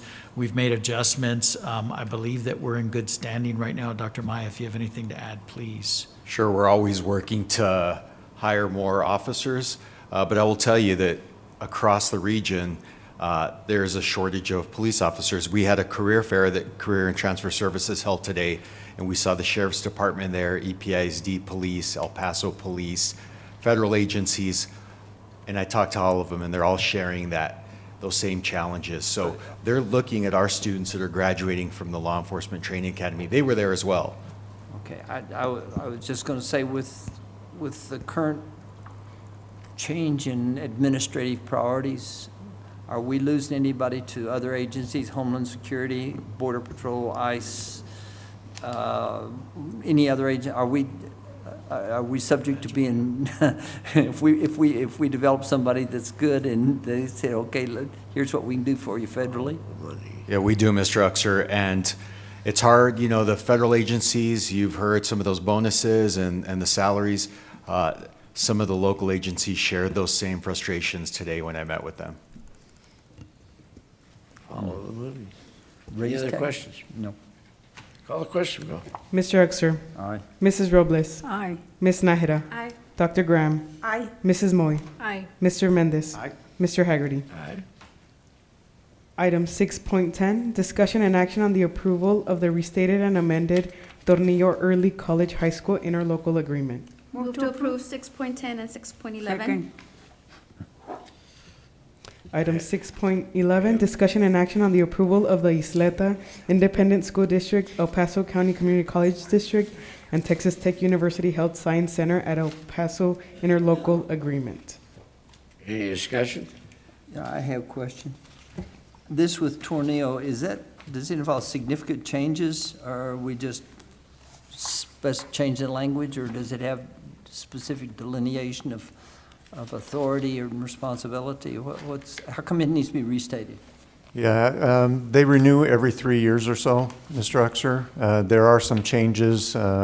Sometimes the coordinating board will add additional requirements, such as a crosswalk, which is one of the changes from the previous agreement that we had with Tornillo, is the creation of a crosswalk from high school and college courses. And they do sometimes mandate certain changes. Okay, There's not substantial changes in this particular one from the last one. So there was nothing with the previous interlocal, it wasn't found that there was something there that we should have been addressed or something like that? Correct. Okay. And then I guess on 6.11 is all you ask it. This is about this.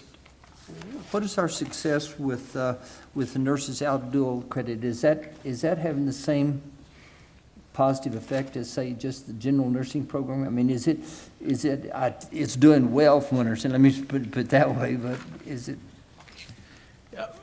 I wouldn't say that it has the same success rate as our traditional nursing program. It's an opportunity for high school students to engage.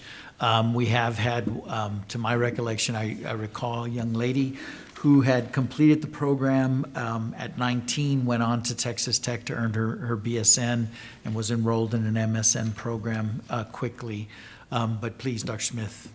Yeah, this particular arrangement, so some of the previous agreements where we just had dual credit nursing classes at a high school were maybe less successful. They run into the same, they being the ISDs, run into the same staffing issues that we do, keeping qualified nursing faculty. This agreement's a little bit different because it includes the ISD, the college, and Texas Tech. And so it's a little more structured program. Very similar to the program, by the way, you just approved recently with Silva Magnet School. And so we think we're going to see a much stronger student come out of this three-way agreement. Yeah, it doesn't, to me, it seems like it gives them the opportunity to see if they really want to spend, the extra academic time. That's a benefit to us and them and It does. and the industry, I guess. It does. It gives the high school student opportunity to experience the demand of the healthcare industry and to determine at that point if this is going to be in their future. Essentially a specialized internship, Somewhat. academically. Without pay. Well, of course. Any other questions? Call a question, Bill. Mr. Uxer, I'm through. Yes. Mrs. Robles, Aye. Ms. Nájera, Aye. Dr. Graham, Aye. Mrs. Moy. For 6.10, aye. I'll abstain from 6.11 due to my position at YISD. Mr. Mendez. Aye. Mr. Haggerty. Aye. Section 7, Student Services, Item 7.1, discussion and action on the approval of continuing education, CE tuition rates for new courses. Move to approve? Second. Any discussion? Call the question. Mr. Uxer, Aye. Mrs. Robles, Aye. Ms. Nájera, Aye. Dr. Graham, Aye. Mrs. Moy, Aye. Mr. Mendez. Aye. Mr. Haggerty. Aye. Section 8, Community Services, there is none. Would the board like to recess into executive session?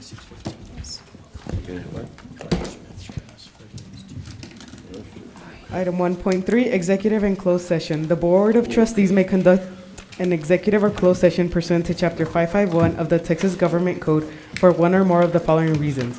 1, consultation with its attorney to seek or receive legal advice or consultation regarding pending or contemplated litigation or for any purpose authorized by law. 2, discussion about the value or transfer of real property. 3, discussion about a prospective gift or donation. 4, consideration of specific personnel matters. 5, discussion about security, personnel, or devices. Or 6, discussion of certain economic development matters. The board may also announce that it will go into executive session on any item listed on this agenda if the subject matter is permitted for a closed session by provisions of Chapter 551 of the Texas Government Code. Any vote regarding these items shall be taken in open session. Item 1.3.1, discussion with legal counsel regarding Texas Senate Bill 2615, 89th Legislative Regular Session pursuant to Section 551.071 of the Texas Government Code. Item 1.3.2, discussion with legal counsel regarding Texas Senate Bill 412, 89th Legislative Regular Session pursuant to Section 551.071 of the Texas Government Code. Item 1.3.3, discussion with legal counsel regarding Executive Order Number G848 relating to the hardening of state government pursuant to Section 551.071 of the Texas Government Code. The time is now 6:25 and the board is in executive session. Okay, we're back out of executive session. Val, can you read 1.9.1? Yes, sir. Item 1.9.1, discussion and take possible action regarding Texas Senate Bill 2615, 89th Legislative Regular Session, 2025. No action. 1.9.2? Discussion and take possible action regarding Texas Senate Bill 412, 89th Legislative Regular Session, 2025. No action. 1.9.3? Discussion and take possible action regarding Executive Order Number GA48 relating to the hardening of state government. Move to approve that we adopt the policy as presented. Second. Any discussion? Call the question, Bill. Mr. Uxer. Aye. Mrs. Robles. Aye. Ms. Nájera. Aye. Dr. Graham. Aye. Mrs. Moy. Aye. Mr. Mendez. Aye. Mr. Haggerty. Aye. 1.9.4, Bill. Discussion and action to approve general license agreement, internet radio performance license agreement, and any other related agreements with Global Music Rights, LLC. Move to approve. Second. Any discussion? Call the question. Mr. Uxer. Aye. Mrs. Robles. Aye. Ms. Nájera. Aye. Dr. Graham. Aye. Mrs. Moy. Aye. Mr. Mendez. Aye. Mr. Haggerty. Aye. And I'd like to remind everyone that we will be here on October the 30th at 4:30 for our board meeting in October. And on that note, we are adjourned. Thank you. Good night, thank you.